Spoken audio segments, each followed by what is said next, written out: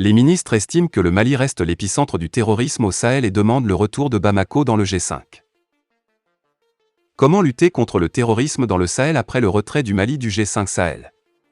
C'était la question au cœur de 2 jours de réunion des chefs d'état-major des pays membres de ce G5 à Niamey au Niger les 2 derniers jours, du 20 au 22 septembre 2022.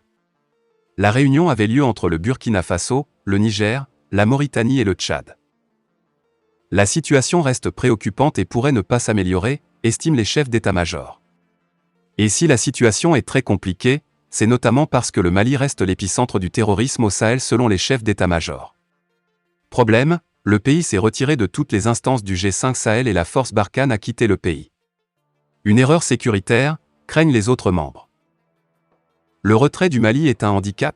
Face à la dégradation de la situation, les ministres de la Défense lancent donc un appel au Mali afin qu'il regagne sa place au sein du G5 Sahel.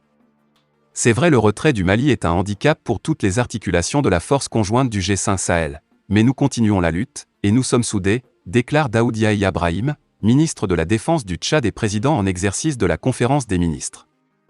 Nous n'avons jamais lâché le Mali. Nous demandons toujours à nos frères maliens de regagner le G5 Sahel parce que l'ennemi est commun et le G5 Sahel est créé même par rapport au terrorisme dans le Sahel et précisément au Mali. Un retour du Mali au sein du G5 Sahel capital donc selon les ministres. Car c'est précisément la présence des terroristes au Mali qui alimente l'insécurité aussi au Burkina Faso et au Niger selon eux. La situation dans la zone dite des 3 frontières, à cheval sur le Burkina Faso et le Niger, inquiète particulièrement. La question algérienne. Face à l'urgence, l'expert en sécurité au Sahel, Abbas Abdulmoumouni, préconise même l'implication de l'Algérie. Même avec le Mali, le G5 Sahel ne peut valablement faire face au terrorisme sans l'Algérie qui est un autre poids assez important qu'il faut intégrer aujourd'hui dans la dynamique de lutte contre le terrorisme au Sahel et qui va impliquer absolument le départ de la France totalement du Sahel, estime-t-il.